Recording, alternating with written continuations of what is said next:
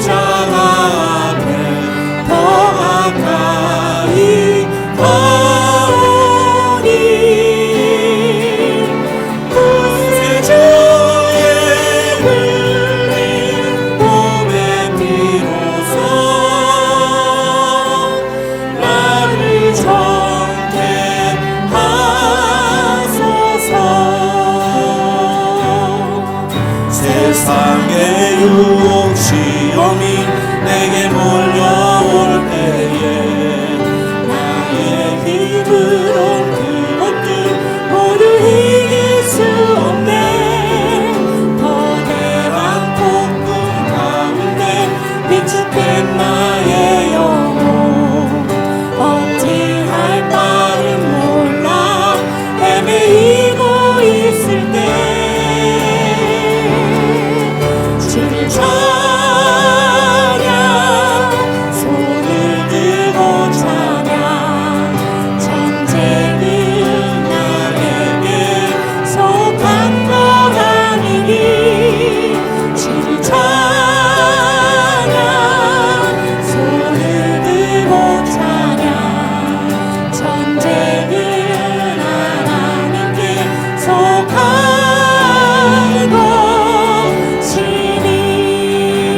속임수로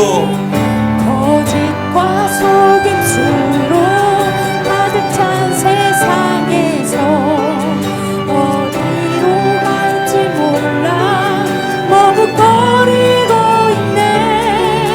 공중의 권세 잡은 자 지금도 우리는 실패와 절망으로 넘어뜨리려 하네. 주를 찬양 손을 들고 찬양 전쟁은 나에게 속한 것 아니니. 주를 찬양 손을 들고 찬양 전쟁은 하나님께 속한 것이니.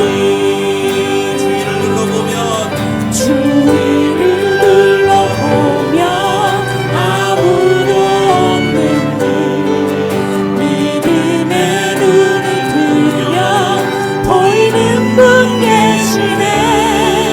지금도 내 안에서 역사하고 계시니 사망과 어둠의 권세 물리치신 예수님. 주를 찬양 손을 들고 찬양 전쟁은 나에게 속한 것 아니니. 주를 찬양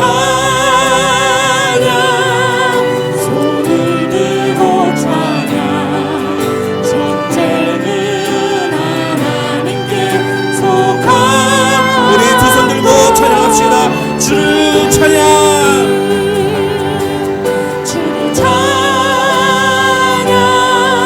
손을 들고 찬양 전쟁은 나에게 속한 것 아니니. 주를 찬양 손을 들고 찬양 전쟁은 하나님께 속한 것이니.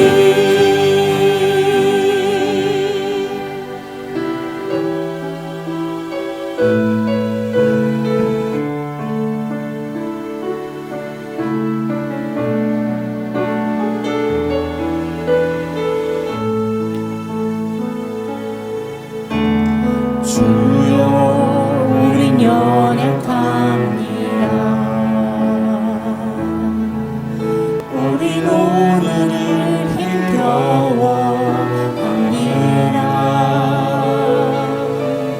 주 뜻 이루며 살기에 부족합니다.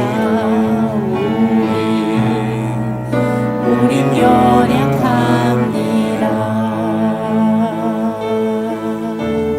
주여 우린 넘어집니다. 오늘 하루 힘쓸 수 합니다. 주의 긍휼을 구하니 죄인입니다. 우리 주만 바라봅니다.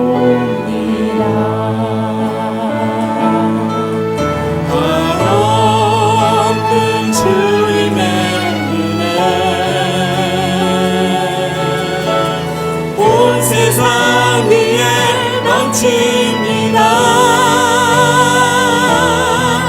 다할 수 없는 주 영광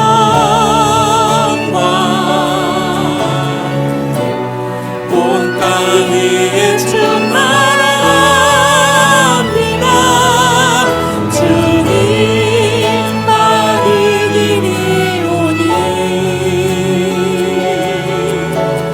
우린 그 길 따라갑니다.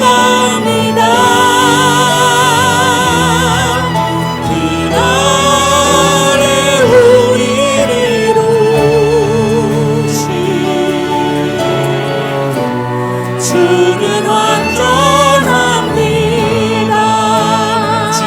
연약합니다.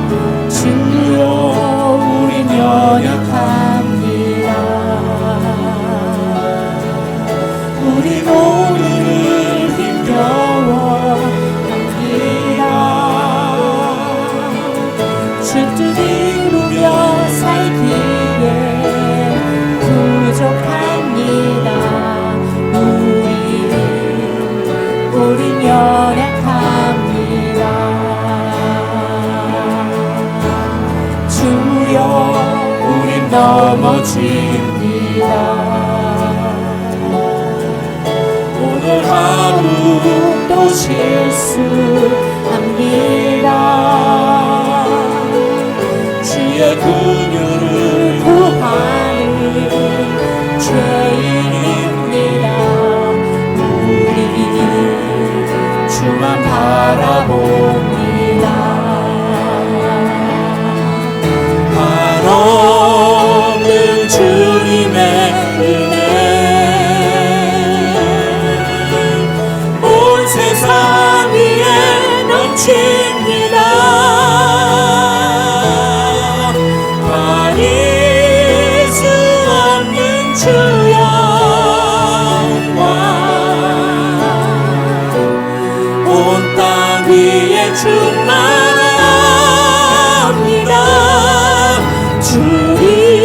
주님만을 드리오니 우린 그 길 따라갑니다. 그날에 우리를 이루시 주는 완전합니다. 한없는 주님의 은혜, 우리 오른손 들고 찬양합시다.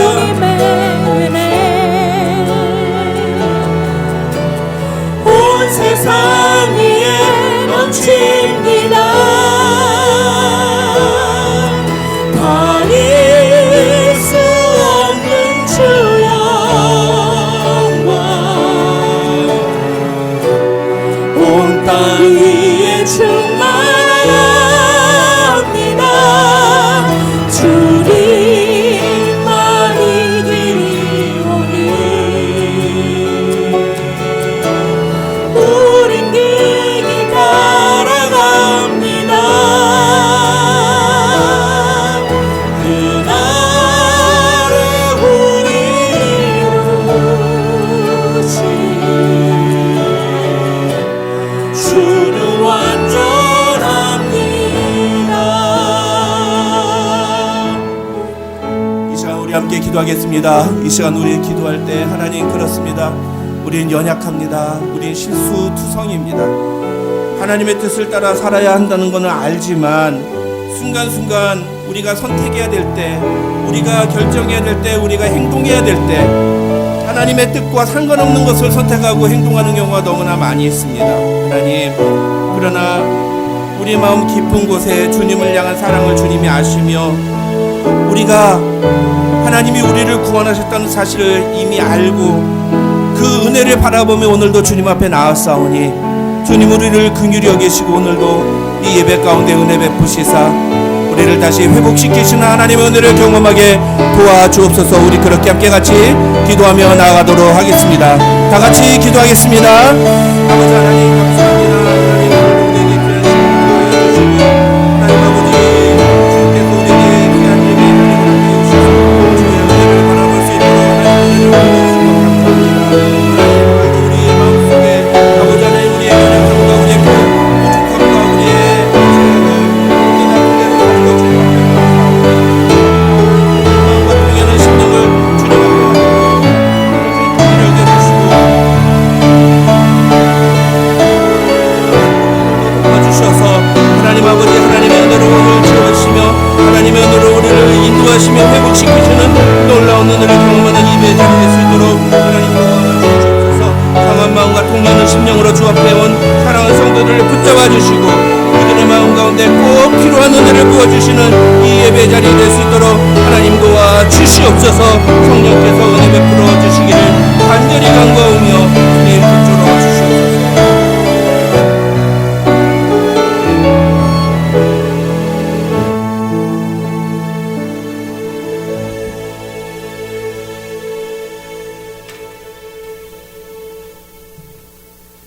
우리가 아직 죄인 되었을 때에 그리스도께서 우리를 위하여 죽으심으로 하나님께서 우리에 대한 자기의 사랑을 확증하셨느니라.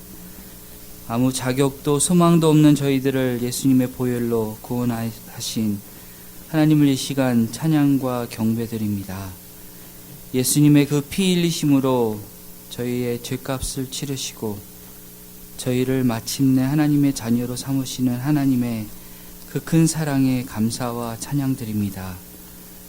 그 큰 하나님의 사랑을 더 깊이 날마다 저희 가슴에 새기며 예수님과 동행하는 하루하루를 살아가는 저희가 되게 하여 주시옵소서. 주님, 오늘 12월 첫째 주 예배로 주님 앞에 나왔습니다. 이 시간 저희가 집중하여 주님의 말씀을 듣게 하여 주시옵소서. 주님의 말씀을 깨닫는 눈과 귀가 열리게 하여 주시고 주님의 음성을 듣는 시간 되게 하여 주시옵소서. 주님을 갈망하는 마음을 저에게 부어 주시옵소서. 방해하는 마귀가 우는 사자와 같이 저희를 노리고 있는 이 순간순간에서 주님 보호하여 주시고 승리하신 예수님의 이름으로 주님 앞에 나아가는 이 예배되게 하여 주시옵소서. 주님, 저희 주님 앞에서 회개합니다. 믿음이 있다고 말하지만 믿음의 사람으로 살지 못했습니다. 더 가슴 아픈 것은 저희가 아직도 주님을 믿지 못하는 부분이 있는데도 그 사실조차도 깨닫지 못하고 있는 저희의 자신을 이 시간 보게 하여 주시옵소서. 주님, 일주일 동안 예수님의 그 십자가의 사랑을 얼마나 묵상했나요? 그 큰 하나님의 사랑으로 그 큰 은혜로 살아가고 있으면서도 주님을 잃어버리고 있는 저희 자신을 보게 됩니다. 하루하루를 예수님과 동행하고 그 음성을 듣기보다 세상에 저희가 편하고 저희가 더 좋아하는 것으로 쫓아 살아가는 저희의 모습을 이 시간 회개합니다. 주님, 주님의 음성을 듣기 원합니다. 하루를 주님께서 주신 말씀 속에서, 상황 속에서 보여주시는 주님의 손길 속에서 주님과 함께 살아가는 저희가 되게 하기를 간절히 소원합니다. 아버지, 은혜와 진리 장로교회가 머리 되시는 예수님의 그 음성을 들으며 순종하는 교회 되게 하여 주시옵소서.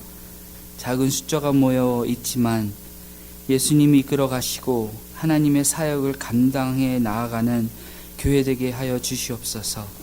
성령 안에서 한 마음 한 뜻으로 저희가 한 지체가 되게 하여 주시고 서로 연결하여 주 안에서 주님이 기뻐하는 교회로 세워지게 하여 주시옵소서. 주님의 참 제자들이 믿음이 무엇인지 보여줄 수 있는 교회가 되게 하여 주시고 그 주님의 말씀이 실체가 되는 교회가 되기를 간절히 소원합니다.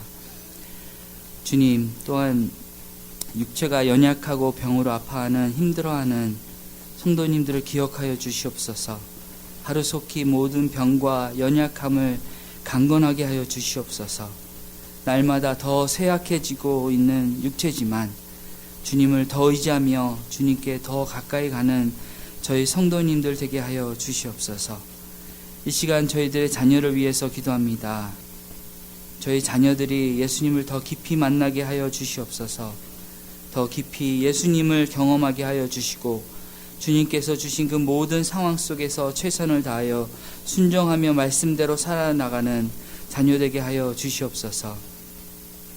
오늘 박순정 목사님께서 말씀을 선포하십니다. 목사님께서 더욱더 성령의 충만하심으로 그 말씀을 전하게 하여 주시옵소서. 목사님께서 이 교회를 이끌어 나가실 때에 더욱더 선한 것을 분별할 수 있는 은혜를 더하여 주시옵소서. 말씀의 은혜를 더하여 주시고 더 큰 하나님의 사랑을 전하게 하여 주시옵소서. 저희를 사랑하시되 끝까지 사랑하시고 저희가 주님의 영광이 될 때까지 인도하시는 예수님의 이름으로 기도드립니다.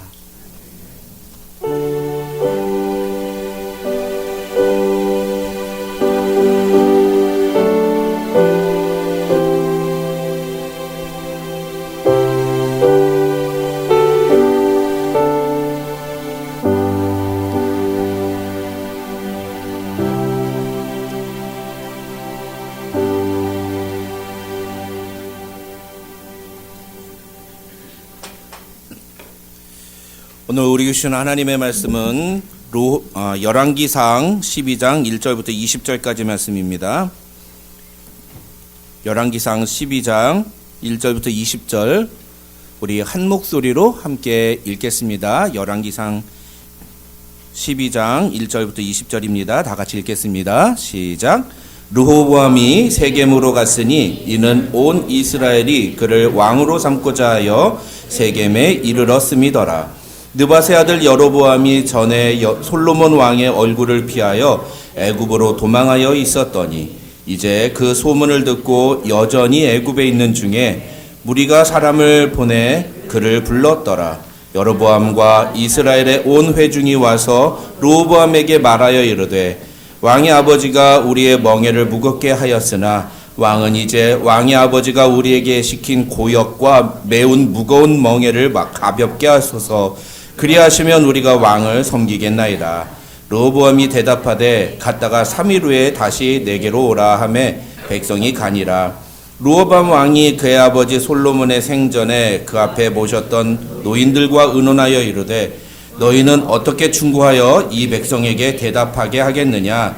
대답하여 이르되 왕이 만일 오늘 이 백성을 섬기는 자가 되어 그들을 섬기고 좋은 말로 대답하여 이르시면 그들이 영원히 왕의 종이 되리이다 하나 왕이 노인들의 자문하는 것을 버리고 자기 앞에 모셔 있는 자기와 함께 자라난 어린 사람들과 의논하여 이르되 너희는 어떻게 자문하여 이 백성에게 대답하게 하겠느냐.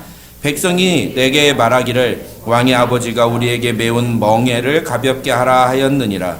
함께 자라난 소년들이 왕께 아뢰어 이르되 이 백성들이 왕께 아뢰기를 왕의 부친이 우리의 멍에를 무겁게 하였으나 왕은 우리를 위하여 가볍게 하라 하였은즉 왕은 대답하기를 내 새끼 손가락이 내 아버지의 허리보다 굵으니 내 아버지께서 너희에게 무거운 멍에를 매게 하였으나 이제 나는 너희의 멍에를 더욱 무겁게 할지라. 내 아버지는 채찍으로 너희를 징계하였으나 나는 전갈 채찍으로 너희를 징계하리라 하소서.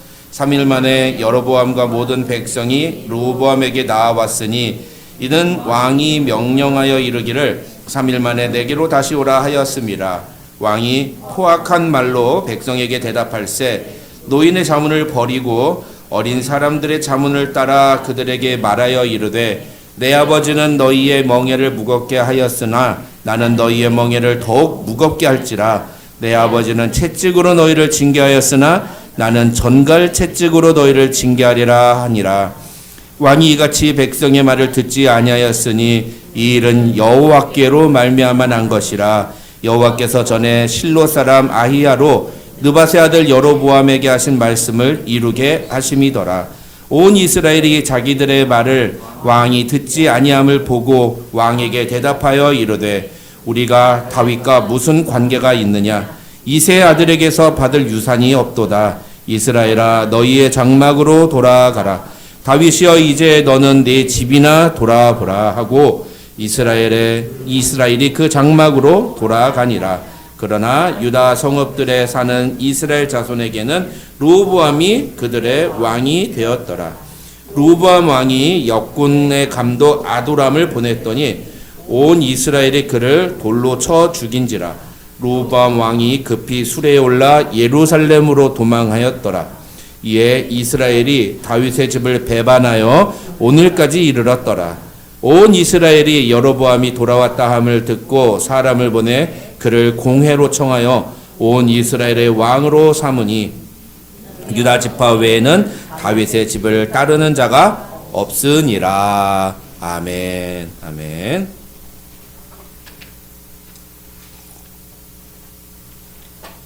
함께 읽은 본문 말씀 가지고 르호보암이 실패한 이유라는 제목으로 하나님의 말씀 살펴보겠습니다. 지금 이 뒤에서 제가 선풍기를 해가지고 바람이 앞쪽으로 좀 보내고 있나 봐요. 그래서 이쪽에 뜨거운 열기가 계속 와가지고 제가 오늘따라 이렇게 좀 땀이 굉장히 좀 많이 납니다, 여러분. 제가 좀 더위에 민감하거든요. 그래서 땀을 좀 뻘뻘 흘리더라도 뭐가 그렇게 난감해서 저러나 오해하지 마시고 그냥 더워서 그런다 생각해 주시면 감사하겠습니다. 선풍기가 있으면 좋겠는데. 네. 자, 우리 이제 솔로몬 이야기까지 다 살펴봤습니다. 사울, 다윗, 솔로몬까지 우리가 이제 살펴봤죠. 이제 열왕기상의 남은 부분은 이제 분열 왕국에 대한 이야기가 시작이 됩니다. 통일 왕국의 이야기가 11장까지로 끝나고 열왕기상 12장부터는 분열 왕국의 이야기가 시작이 되는데, 이 이야기는 왕위에 오른 르호보암에게 백성들이 찾아와서 노역의 부담을 줄여달라는 청원을 하는 장면으로 시작이 됩니다. 이 1절부터 3절을 보시면 솔로몬이 죽고 르호보암이 다음 왕이 되자 이스라엘 백성들이 사람들은 솔로몬을 피해서 애굽으로 도망갔던 여로보암을 이제 다시 데리고 옵니다. 솔로몬이 죽었다 이거죠. 그래서 여로보암을 데리고 와서 여로보암을 필두로 해가지고서는 이제 아마 르호보암 왕에게 우리에 대해서 좀 이야기를 해달라 이렇게 부탁을 했던 것 같아요. 사람들이 르호보암에게 요청했던 내용은 4절에 나옵니다. 그 4절의 내용을 간단하게 말씀을 드리면, 솔로몬 왕이 백성들에게 부과했던 혹독한 중노동을 좀 줄여달라는 것이었습니다. 사실 이 신학자들은요, 이 4절의 내용은 약간 좀 과장된 면이 있다 그렇게 설명을 합니다. 이스라엘 백성들이 얘기하는 것처럼 그렇게 막 죽을 만큼 중노동을 하거나 다들 그렇게 살지 않았다는 거죠. 왜 그러냐 하면 솔로몬의 치세 초기에는 거의 모든 이스라엘 백성들이 다 풍요를 누리며 살았다라는 것들이 대부분의 성경학자들의 공통된 의견이에요. 성경에서도 그렇게 얘기해서 어떻게 얘기합니까?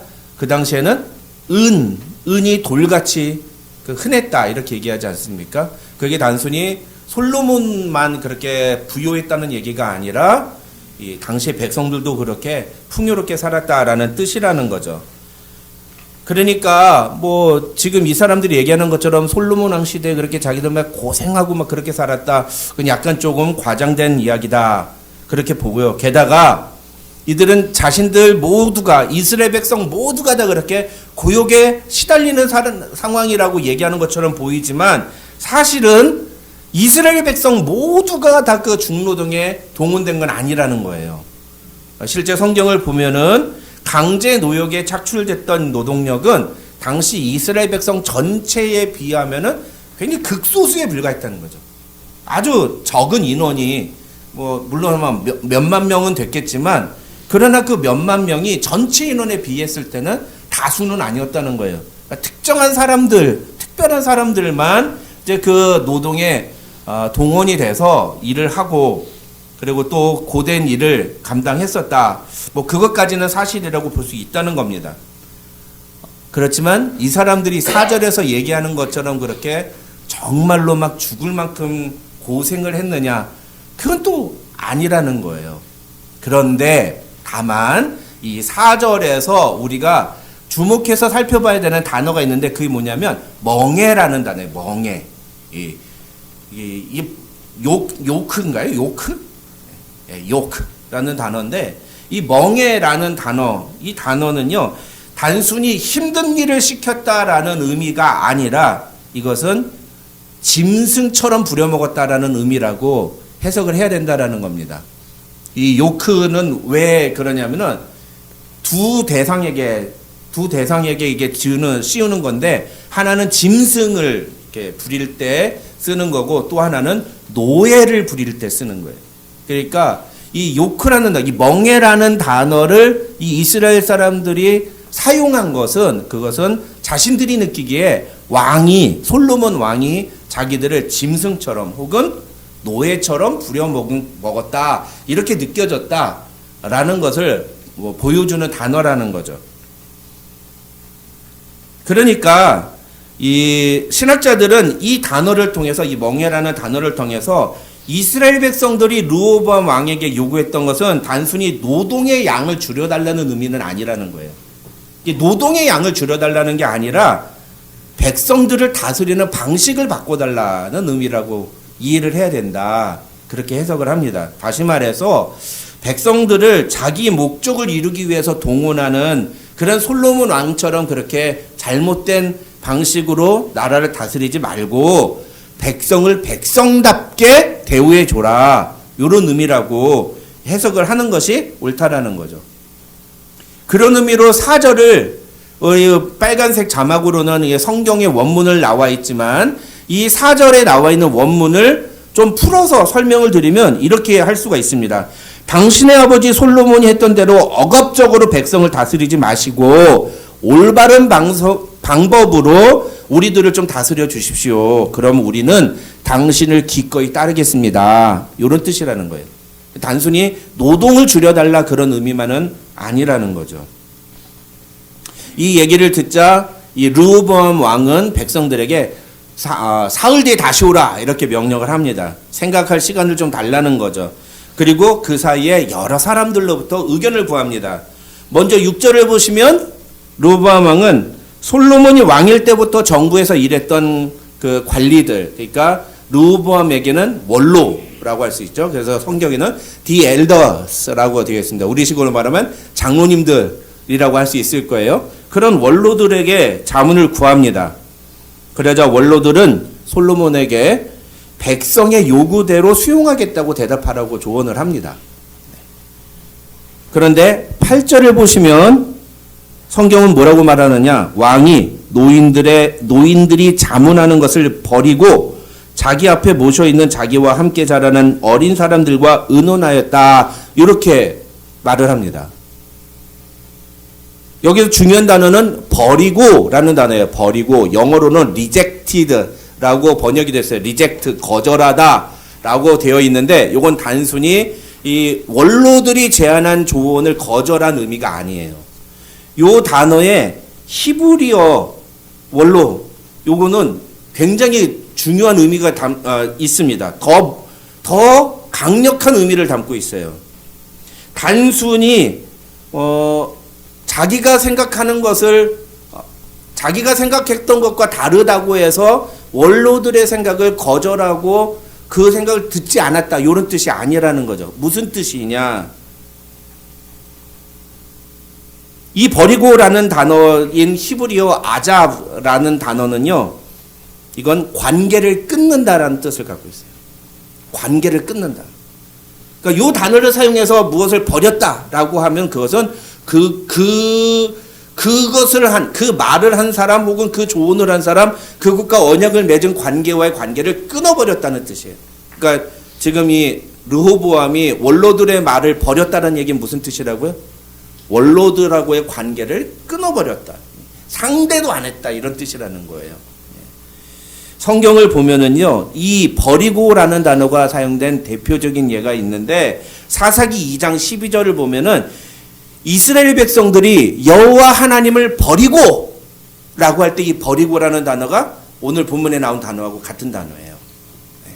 그 다음에 또 신명기 29장 25절에서는 이스라엘 백성들이 하나님과 맺은 언약을 버리고 라고 기록할 때 버리고라는 단어가 이게 오늘 본문에서 르호보암이 원로들의 조언을 버리고라는 단어와 똑같은 단어입니다.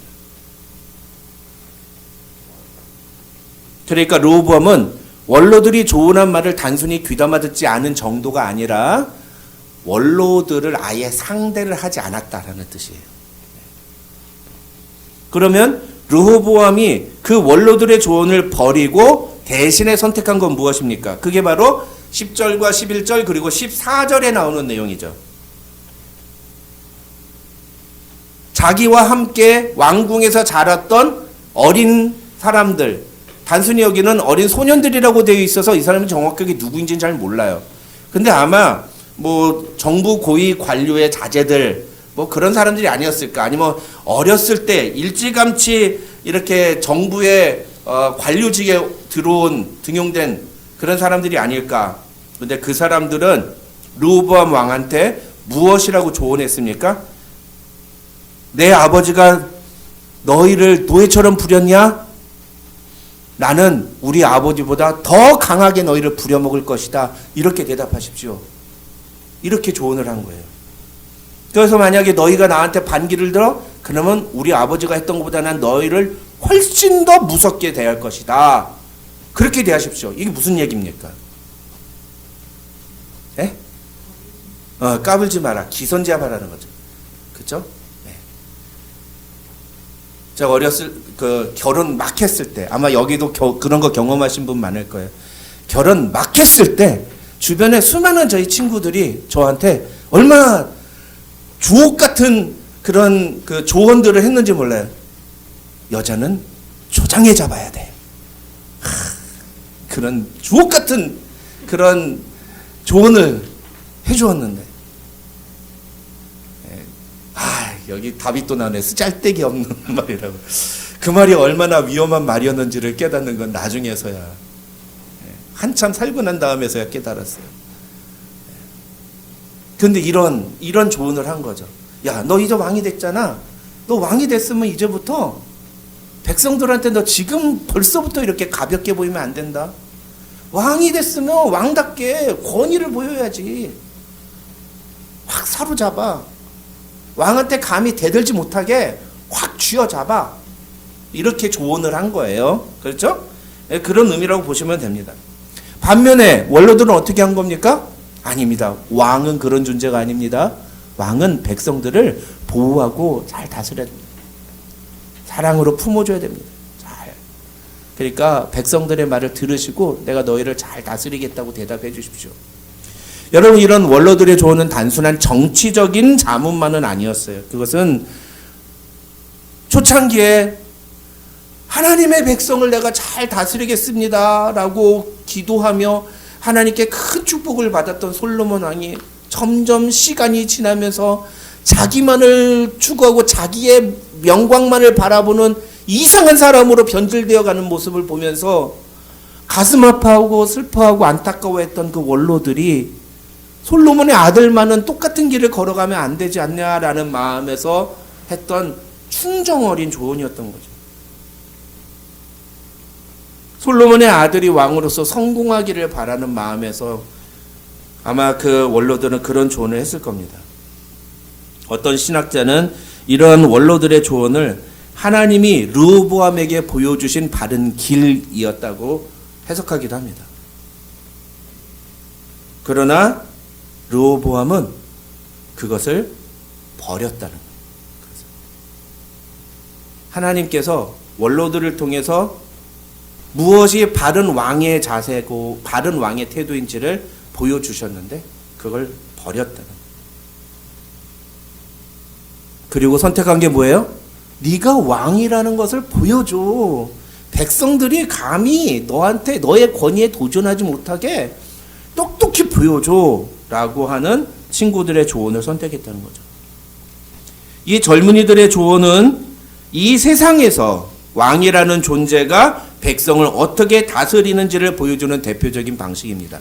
쉽게 말하면 뭐예요? 세상의 방식이라는 거죠. 세상의 방식. 그러니까 이 젊은이들이 조언한 건 뭐예요? 세상의 방식대로 백성을 다스리는 왕이 되라는 거예요. 당시에 왕은 신과 같은 존재였습니다. 그래서 왕의 명령 하나면 백성들의 목숨은 단번에 없앨 수도 있었던 거예요. 파리 목숨이었죠. 그렇기 때문에 이 젊은이들이 조언한 내용은 르호보암에게 하나님의 방식이 아니라 또 백성들을 위해서 정치를 하는 왕의 모습이 아니라 이 세상에서 보통의 왕들이 어떤 모습으로 나라를 다스리는지를 생각해보고 그것을 따라가라고 하는 조언이었다. 이렇게 말을 할 수가 있는 겁니다. 그것은 어떤 의미에서 보면은 왕에게는 굉장히 즉각적인 만족감과 그리고 또 강한 힘을, 권력의 힘을 느끼게 해주는 그런 방식이었을 거예요. 르호보암은 아마 자기가 이제서야 왕이 됐다라고 그렇게 만족해하면서 기뻐했을지 모릅니다.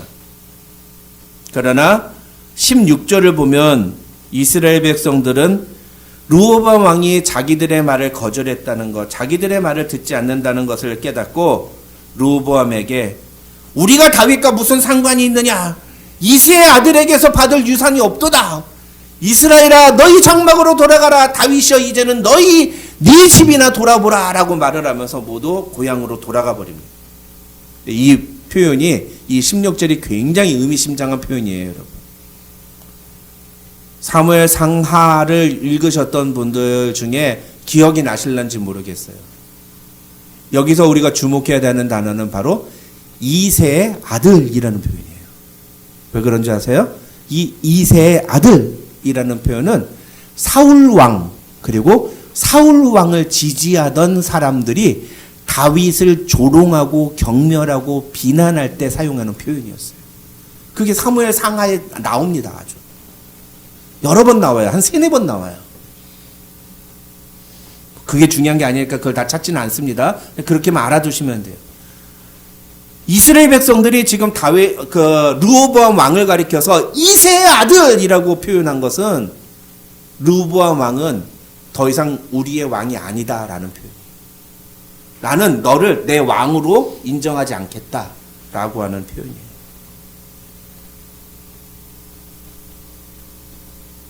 그래서 18절을 보면 르호보암이 역군의 감독 아도람을 그들에게 보냅니다. 그러자 어떤 일이 벌어져요? 성난 이스라엘 백성들이 그 아도람을 돌로 쳐 죽였다. 성경은 그렇게 나오죠. 이것은 단순한 폭동이 아니에요. 이게 뭐예요? 반역이에요. 반역. 네.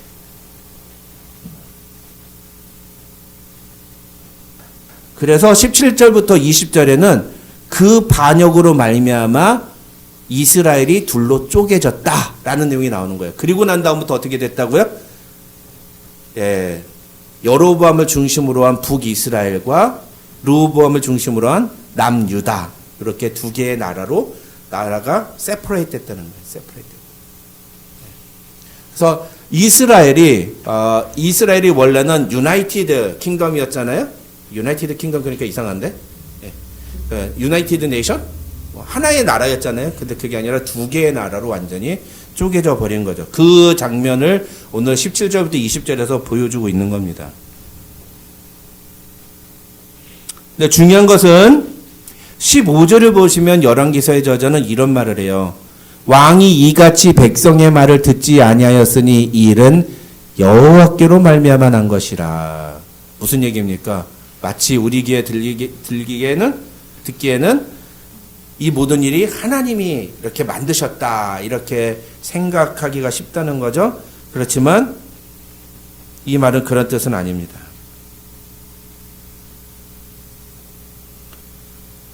분명히 르호보암이 원로들이 조언한 것을 버리고 어린 소년들이 선택을 했어요. 그런데 성경은 이 모든 과정이 하나님께서 허락하신 것이다. 이렇게 성경은 이야기를 하고 있는 겁니다. 그럼 이건 무슨 뜻이냐? 우리가 출애굽기 새벽에 만날 때 제가 이거 이미 설명을 드렸으니까 아시는 분은 다 아시겠습니다만 다시 한번 설명을 드리면 이것은 하나님이 이 모든 상황을 이런 상황을 매니플레이트 했다는 의미가 아니에요. 모든 걸 다 하나님이 이렇게 조종했다. 그런 걸 가르쳐 뭐라고 그럽니까? 이걸 운명론이라고 그래요. 운명론, 데스티니. 그런 걸 믿는 거 있죠. 모든 게 다 결정이 돼 있어. 하나님도 우리의 삶을 다 결정하셨어. 이렇게 생각하는 거. 하나님 절대로 그렇게 하시지 않으십니다. 그렇게 우리의 삶에 우리의 행동 하나하나를 다 이미 결정해놓고 우리가 그렇게 행동하도록 하시는 분이 아니에요. 그런 분이 아닙니다.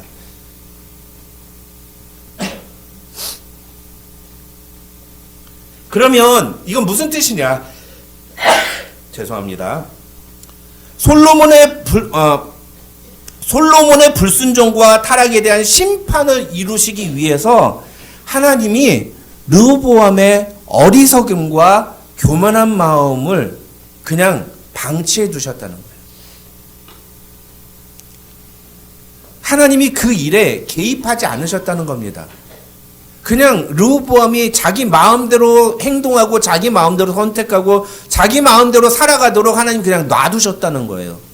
그게 하나님이 이 모든 일이 하나님께로부터 말미암은 것이다 라고 표현하고 있다는 거죠. 르호보암의 책임이 없다는 말이 아닙니다. 이 말은 르호보암의 책임이 분명히 있습니다. 아니 100% 이 모든 일의 책임은 르호보암에게 있어요. 만약에 하나님이 솔로몬을 지키시고 르호보암을 지키시고 르호보암 때에 이스라엘이 둘로 쪼개지는 것을 원하지 않으셨다면 어떻게 됐습니까?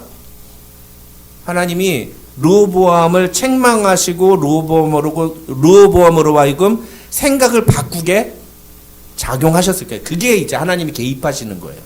그런데 인간이 잘못하고 죄를 범하는데 그걸 그냥 가만히 지켜만 보고 계시는 하나님. 그래서 지 맘대로 살아가도록 놔두시는 하나님. 그게 하나님의 심판이라는 거예요. 그러니까 우리가 잘 생각해야 돼요. 내가 내 멋대로 살아가는데, 내 마음대로 살아가는데, 내가 하고 싶은 대로 하는데도 하나님이 나한테 아무 일도 일으키시지 않는다? 그건 하나님이 나에게 허용해 주신 게 아니라 오히려 하나님이 나를 심판하고 계시는 상황이라는 것을 우린 알아야 된다는 거죠. 오늘 본문에 나오는 르호보암의 이야기는 솔로몬이 왕위에 오른 직후의 모습과 굉장히 대조가 됩니다. 솔로몬은 어떻게 했습니까? 왕이 딱 되자마자 1000번제를 드리자 하나님께서 그 밤에 솔로몬의 꿈에 나타나셔서 내가 너에게 무엇을 주길 원하느냐 이렇게 말씀하시죠? 그 솔로몬이 뭐라고 해요? 예, 저기 적혀 있는 대로 하잖아요. 듣는 마음을 종에게 주사 주의 백성을 재판하여 선악을 분별하게 하옵소서. 왜? 종은 어린아이라.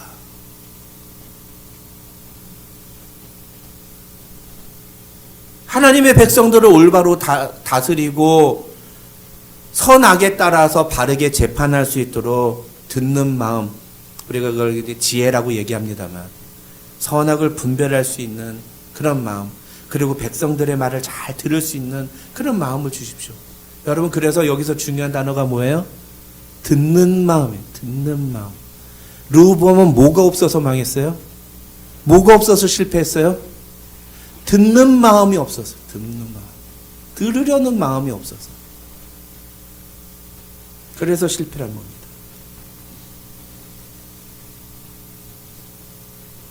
르호보암은 분명히 백성들을 잘 다스릴 마음도 없었고 선악을 분별할 의지도 없었습니다. 그러니까 들으려는 태도를 보여주지 않죠.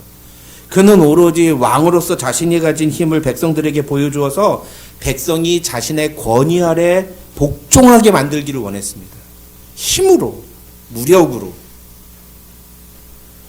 그래서 그는 원로들의 진심 어린 조언을 버렸습니다. 솔로몬은 듣는 마음을 달라고 하나님께 간구했지만 솔로몬의 아들은 듣는 마음을 버린 겁니다. 그게 르호보암의 실패의 원인이에요. 여러분, 그렇다면 르호보암은 왜 그런 선택을 했을까요? 신학자들은 10절에 그 힌트가 있다고 말합니다. 10절을 보시면 젊은이들이 왕에게 내 새끼손가락이 내 아버지의 허리보다 굵다고 말하십시오. 이렇게 얘기를 하라고 합니다. 이게 무슨 뜻일까요? 내 새끼손가락이 내 아버지의 허리보다 굵다. 내 힘이 더 세다라는 거죠. 우리 아버지가 허리의 힘으로 들어야 되는 거 나는 새끼손가락으로도 들 수 있다. 그만큼 난 힘이 세다라는 뜻인 거죠. 내가 그만큼 더 강력한 왕이다. 쫄지 마! 뭐 이런 거예요. 르호보암 쫄지 마! 뭐 이런 겁니다.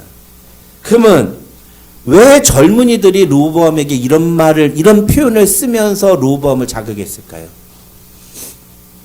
어떤 심리학자는 이런 내용들을 통해서 솔로몬이 아니라 르호보암 안에 아버지 솔로몬에 대한 열등의식, 비교의식이 있었다라고 해석을 합니다. 아버지가 좀 잘났어야지. 옛날에 우리 한국의 축구 선수 중에 차두리라고 있습니다. 차두리 아세요? 대머리고 독일에서 태어나가지고 독일에서 축구를 했던 선수인데 차두리의 아버지가 누군지 아세요? 차범근이에요. 차두리는 항상 차범근의 아들 차두리, 그게 평생의 짐이었대요. 아버지하고 비교되는 게 너무 무겁다. 나중에 차두리가 은퇴식 할 때 아버지 차범근이 뭐라고 했는지 아세요? 이제는 차범근의 아들 차두리가 아니라 차두리의 아버지 차범근으로 불러달라고 그렇게 얘기했어요. 누군가 대단한 그 아버지가 대단한 업적을 가진 위인이면 그 아들은 왠지 모르게 위축이 되고 열등의식을 갖는 것 같아요. 르호보암이 그랬던 것 같습니다. 그러니까 그 르호보암의 친구들이, 그 어린 사람들이 르호보암 왕에게 그렇게 자극한 거예요. 네가 부족한 게 뭐가 있어? 네가 아버지보다 못한 게 뭐가 있어? 네가 훨씬 나. 얼굴을 봐라, 뭐를 봐라. 네가 훨씬 더 괜찮아. 네가 더 센 왕이라는 걸 저 사람들한테 보여줘. 네가 아버지보다 못한 게 뭐야? 그러니까 이 르호보암이 듣고, 이야, 얘네들이야말로 진짜 나를 위로하고 나를 알아주는 거. 그랬을까요? 여러분, 르호보암이 그런 선택을 한 건 단순히 르호보암의 귀가 얇아서가 아닙니다. 르호보암은 애초부터 듣고 싶은 말이 있었던 거예요. 그걸 들으려고 했던 거죠.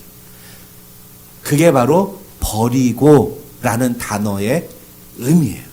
그래서 우리가 이 버리고라는 단어, 오늘 본문에 아주 핵심이 바로 이거예요. 버리고 취하는. 우리는 무엇을 버리고 무엇을 취하는. 이 버리고가 그냥 리젝트, 안 듣는, not listen, do not listen이 아니라고 그랬죠. 무슨 의미라고요? 관계를 끊는 거. 나하고 상관없다라고 선언하는 거라고.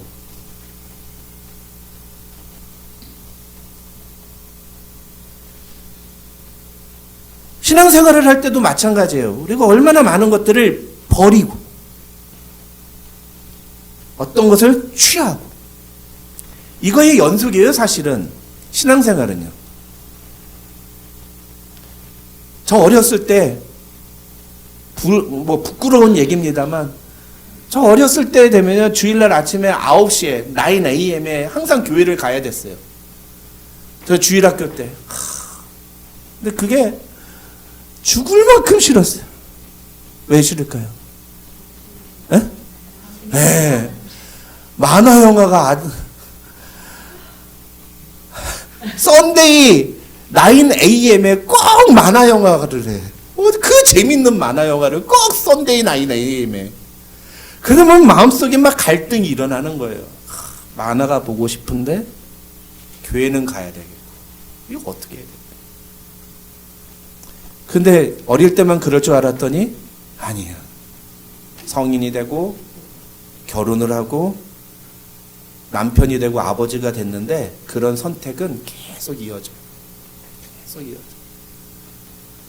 그러니까 우리는 평생 무언가를 선택하고 무언가를 버려야 되는 그런 연속적인 순간에 서게 되는 거죠. 그때 우리는 과연 어떤 것을 선택하고 어떤 것을 버립니까? 수없이 많은 말들이 들려오잖아요. 그 수없이 많은 말들이 들려올 때 우리는 어떤 것을 선택하고 어떤 것을 버리고, 그때의 그 결과가, 우리가 어떤 것을 선택하느냐에 따라서 어떤 결과가 이어지는지를 보여주는 것이 바로 오늘 르호보암의 예라는 거죠. 오늘 우리의 교회도 끊임없이 두 가지 목소리가 들려옵니다. 하나는 성령 하나님의 음성이에요. 지혜의 음성입니다. 성령님은 우리에게 무슨 말씀을 하실까요? 여러 말씀을 하시지만 낮아져라, 겸손해라, 복종해라, 희생해라, 순종해라, 헌신해라, 이런 말씀 주실 거란 말이에요. 그렇죠? 제가 잘못 알고 있나요? 그럴 거란 말이에요. 그렇죠? 대부분이 그럴 겁니다. 아마 제가 맞을 거예요. 근데 이 소리는 마치 르호보암이 버렸던 그 원로들의 목소리처럼 우리 귀에 거슬리고 자존심 상하고 우리에게 매력 없이 들려요. 그게 사실입니다. 반면에 우리 귀에는 또 다른 소리가 하나 들려옵니다. 그 소리는 우리의 자신의 자아와 이 세상의 소리예요. 이 소리들은 너를 증명해. 무시당하지 마. 더 강하게 나가. 네 권리를 찾아. 이런 소리를 합니다. 네가 세상에서 그렇게 꿀릴 게 뭐가 있어? 자존심을 세우란 말이야. 아까 말씀드린 것처럼 여자는 초장에 잡아야 돼. 지금 못 잡으면 안 돼.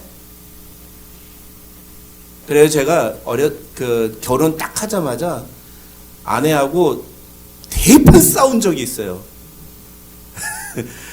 경제권을 누가 잡느냐. 아내는 저한테 월급 오면은 무조건 나한테 다 내놔라. 그런데 저는 절대 줄 수 없다. 제가 이겼어요. 제가 이겼어요. 지금도 이겼어요. 근데 돌아보면 그게 참 말도 안 되는 소리구나. 그런 조언을 하는 게 참 어리석은 조언이구나. 그런 생각을 해보게 됩니다. 그런데 우리는 그런 잘못된 조언들이 나를 망치는 독약과 같은 조언이라는 것을 알면서도 덥석 잡아요. 알면서도. 우리는 매일 가정에서, 직장에서, 또 일상 속에서 르호보암처럼 들어야 할 십자가의 소리는 듣지 않고 듣지 말아야 할, 버려야 할 자존심의 소리는 취합니다. 그 결과 어떤 일이 벌어집니까? 우리의 삶에도 르호보암처럼 관계가 깨지게 됩니다. 이스라엘이라는 하나의 나라가 둘로 쪼개졌던 것처럼 우리 사이에도 사람과 사람 사이의 관계가 깨지게 되는 거죠. 그런데 우리와 똑같은 소리를 들으셨지만 예수님은 우리와 전혀 다른 것을 선택하셨어요. 예수님도 참 달콤한 이야기를 많이 들으셨습니다. 지난번에도 한번 말씀드렸습니다만 광야에서 40일 금식하신 후에 예수님 무슨 말씀 들으셨어요? 네가 만일 하나님의 아들이면 이 돌을 떡으로 바꿔서 먹어라. 너 40일 동안 금식했잖아. 너 배고프잖아. 너의 굶주린 배를 먼저 채워. 너 하나님의 아들이면 얼마든지 그거 할 수 있잖아. 마치 나를 위해서 얘기해 주, 마치 예수님을 생각해서 해주는 것처럼 말을 하지만 그 말 속에 숨어있는 얘기는 뭐예요? 의미는 뭐예요? 사단은 하나님의 아들이 사단의 말을 듣게 만들려는 거죠.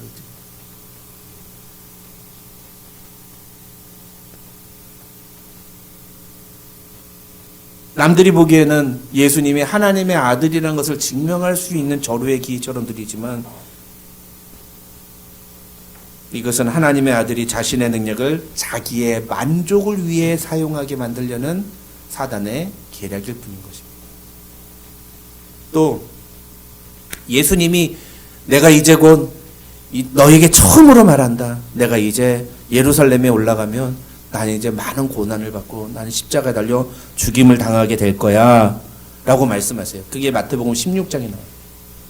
그러자 어떤 일이 벌어집니까? 베드로가 나서서 주님 그럴 수 없나이다.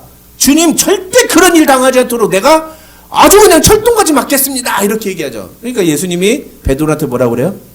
사탄아 물러가라. 너는 나를 넘어지게 하는 자로다. 네가 하나님의 일을 생각하지 않고 도리어 사람의 일을 생각하는 겁니다. 아주 명확하죠. 예수님 말씀하신 게.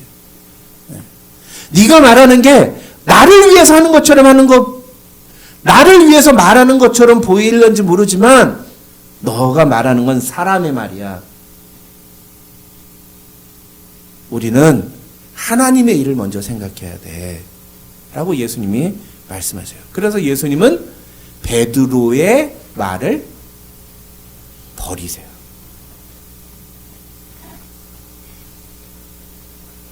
예수님은 자신을 드러내거나 자신을 위해 행동하라는 말들을 단호히 거절하셨습니다. 그리고 가장 듣기 힘든 아버지 하나님이 하시는 말씀을 선택했죠. 어떤 말일까요? 겟세마네 동산에서 땀이 피가 되도록 기도하실 때 예수님이 아버지한테 이야기했던 건 아버지여 할만하시면 이 잔을 내게서 좀 지나가게 해주십시오. 그거 요청했어요. 근데 성경에 나오지 않아요? 성경에 나오지 않는데 그 기도에 아버지 하나님이 아들 예수님에게 아들 하나님에게 뭐라고 대답하셨을까요? 아니다. 너가 죽어야 돼. 너가 찢겨져야 돼.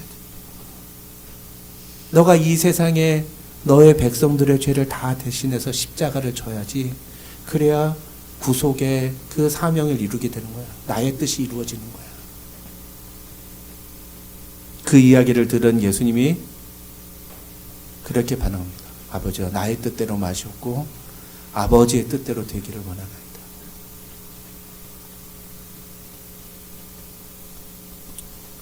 르호보암은 자기가 살기 위해 백성에게 멍에를 지우는 조언을 선택했지만 예수님은 백성들의 삶에 인생에 짊어져 있던 그 멍에를 벗어버리기 위해서 자신이 그 십자가를 지는 아버지의 조언을 선택하셨습니다. 이번 한 주간 우리 귀에도 여러 가지 소리가 들려올 겁니다. 그때 우리가 어떤 말을 버리고 어떤 말을 선택할 것인지 오늘 우리가 살펴본 이 르호보암의 예가 여러분에게 좋은 기준이 되고 또 도전이 되기를 주님의 이름으로 축원합니다. 기도하겠습니다. 하나님 아버지 감사합니다. 오늘 우리에게 귀한 말씀 주심을 참 감사합니다. 하나님, 우리도 인생을 살면서 우리 귀에 수없이 많은 이야기가 들려옵니다. 그러나 그때 우리는 과연 어떤 것을 선택하고 어떤 것을 버립니까? 그것이 우리의 믿음을 보여주는데 과연 우리는 믿음의 삶을 살아가고 있는지 이 아침에 우리 자신을 돌아보고 이번 한 주간 주님이 기뻐하시는 믿음의 삶을 살기로 결단하는 하나님의 자녀들이 되게 하여 주시옵소서. 예수님의 이름으로 기도드립니다. 아멘. 교회 소식 알려드립니다. 먼저 오늘 교회를 방문하신 분들이 꽤 있네요. 우리 양 장로님 앞에 두 분 오셨는데 혹시 여기 출석하셨던 분인데요. 네. 이사가셨어요. 아, 주권사님 네, 반갑습니다. 네, 네, 반갑습니다. 네, 감사합니다. 그 다음에 우리도 전도사님 옆에, 우리 아들의 셰프입니다. 예, 어디서 본 것 같았어요, 그때. Good to see you here. 예, 반갑습니다. 감사합니다. 예배 끝나고 같이 식사 교제하실 때 우리 여러분들 좀 많이 환영해 주시면 감사하겠습니다.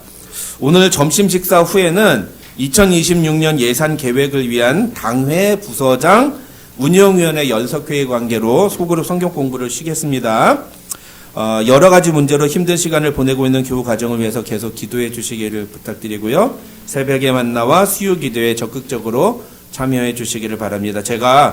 그동안 제가 그 체크를 안 해서 몰랐는데 주보 뒤에 이 새벽에 만나와 수요 기도에 요 QR코드가 잘못되어 있었더라고요. 아무도 저한테 얘기를 안 하셔가지고 이게 잘못되어 있는지 몰랐는데 왜 그런가 하고 봤더니 교회 주소가 한글로 돼 있어서 그게 그 유튜브 주소가 한글로 돼 있어서 그게 잘못 들어가는 거였습니다. 그래서 요거를 제가 수정을 했습니다. 그래서 요거 다시 찍으시면 새벽에 만나와 주일 설교 그 유튜브 페이지로 잘 들어갈 수 있도록 제가 수정을 해놨으니까 여러분 참조해 주시기를 부탁을 드립니다. 올해 12월 행사 또 제가 지난주에 말씀드린 것처럼 여러 가지 행사가 있는데 잘 기억하시고 12월 28일 주일날 꼭 오셔서 예배 마치고 우리 1시 30분부터 뱅키 진행하는데 아무튼 이번에는 그냥 게임에 참여만 하면 두 손 양손 가득 선물을 가지고 갈 수 있도록 저희가 지금 준비를 하고 있으니까 여러분 기대하시고 참여를 해주시기 바랍니다. 특히 우리 70 이상 되신 어르신들께서 밤에 못 오신다고 해가지고 그냥 낮에 다 끝내버리기로 했어요. 예, 그래서 낮에 다 놀고 같이 즐거운 시간 보내려고 하니까 꼭 참여해 주시기를 부탁을 드립니다. 감사합니다. 이제 우리 다 같이 일어나셔서 주는 완전합니다 찬양하고 축도함으로 예배 마치겠습니다.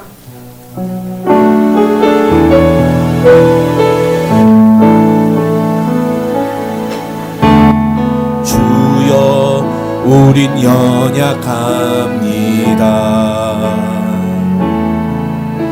우린 오늘을 힘겨워합니다. 주 뜻 이루며 살기엔 부족합니다. 우린 연약합니다. 주여 우린 넘어집니다. 오늘 하루 또 실수합니다. 주의 긍휼을 구하는 죄인입니다. 우린 주만 바라봅니다.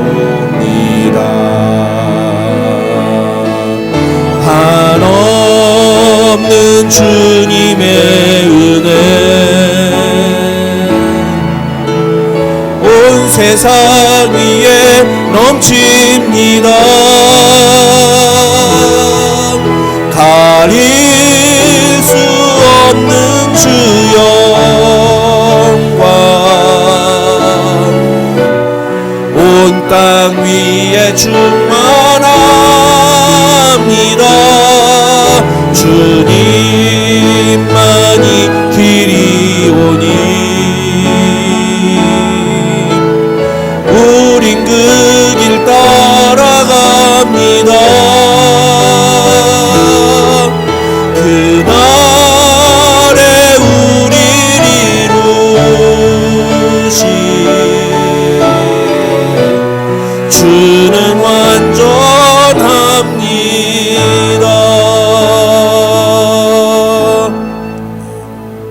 기도하겠습니다.